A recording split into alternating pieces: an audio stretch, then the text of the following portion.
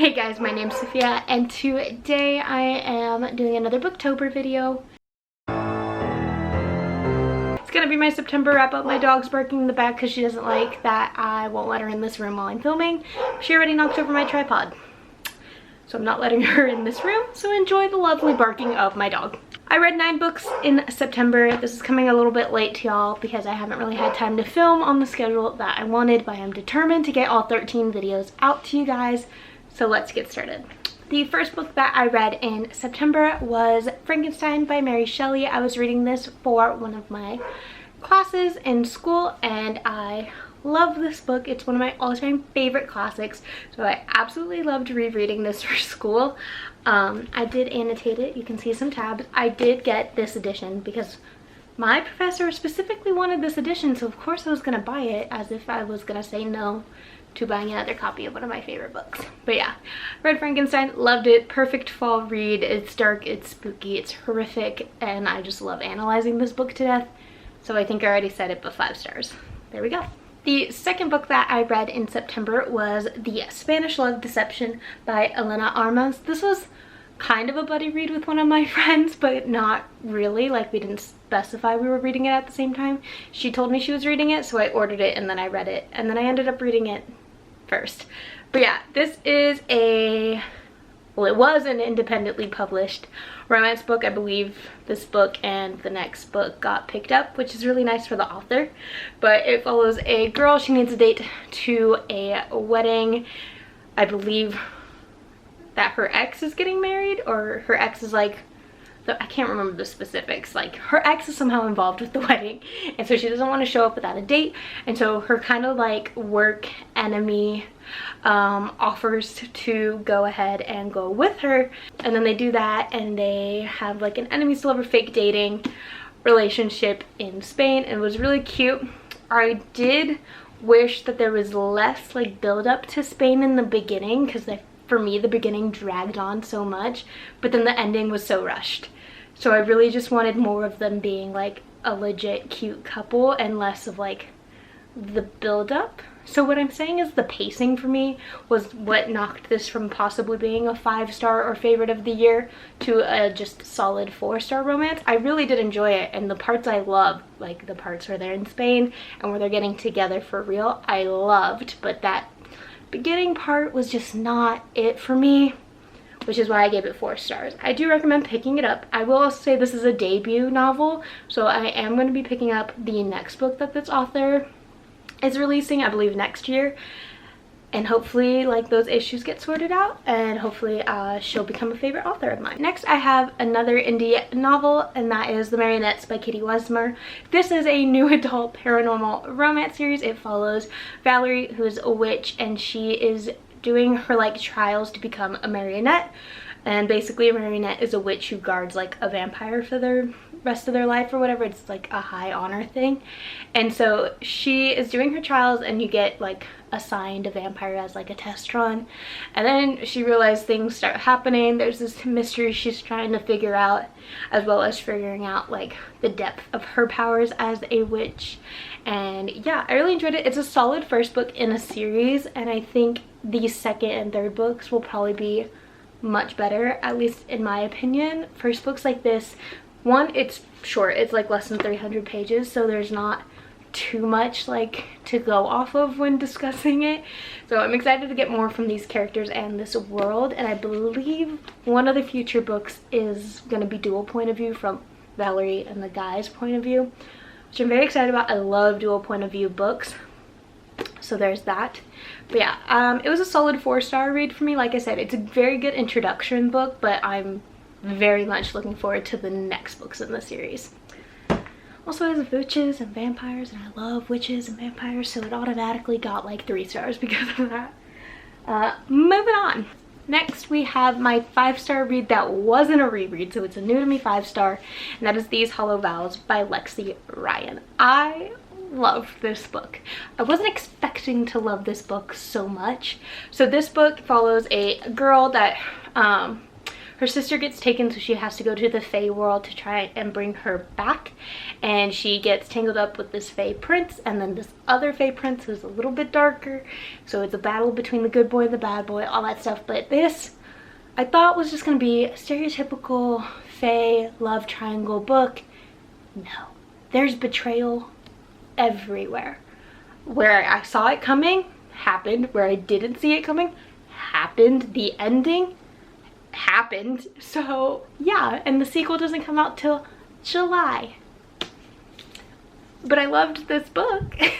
This filled my very much like Sarah J Maas fairy needs, because like she has Crescent City, which is great. I loved it and I'm looking forward to it. But this hit more of my ACOTAR needs without having me reread ACOTAR. So there we go. I loved this. I need the sequel immediately. 5 stars.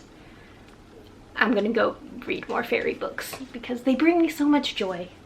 Fairies are the new vampires in my opinion. Granted, I love vampires and vampires are making a comeback, but still. Moving on. Next, I have another romance novel that I read and loved, and that's The Love Hypothesis by Ali Hazelwood. This is a Kylo Ren, basically, romance book. So it's not actually, it's based off of, I believe, the author's Kylo Ren fan fiction, and you can tell.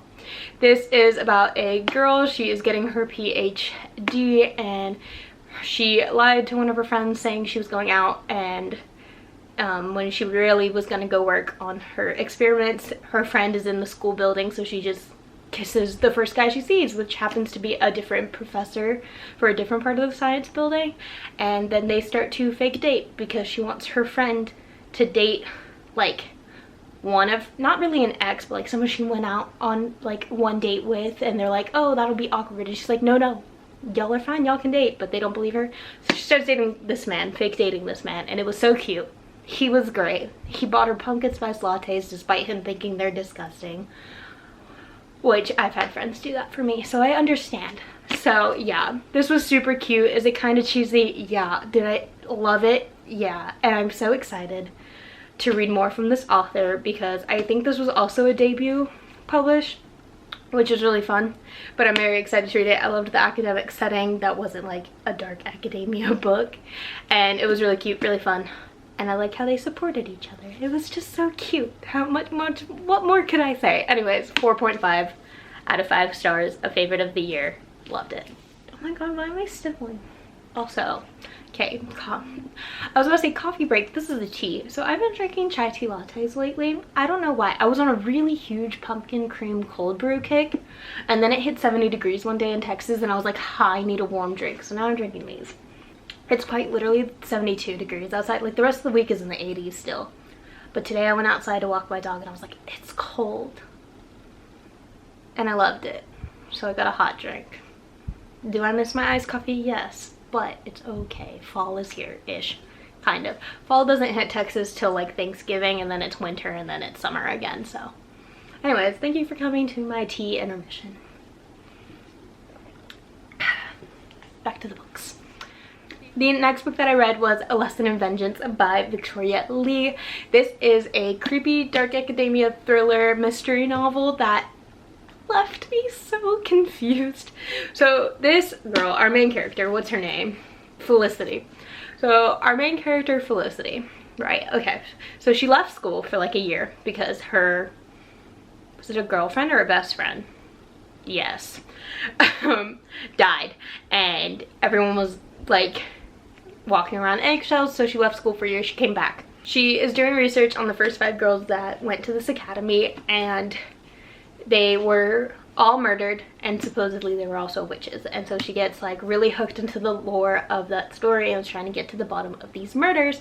And there's a new girl at the school this year named Ellis, and Ellis is like, hey, I'm an author, I'm writing this book, I'll help you do your research if you help me do my research. And so they start helping each other, trying to figure out these murders, trying to also figure out kind of what really happened to Felicity's friend the year prior. I gave this book 4 stars, to clarify. It was good. It had me hooked. If you were looking for atmospheric reads, this one is definitely atmospheric. if you're looking to end the book with answers, this might not be the one for you, because like I know what happened. I read it. I know what was implied, but I don't. And I don't. Our narrator, unreliable. She's not, don't believe a thing she says. And it's great.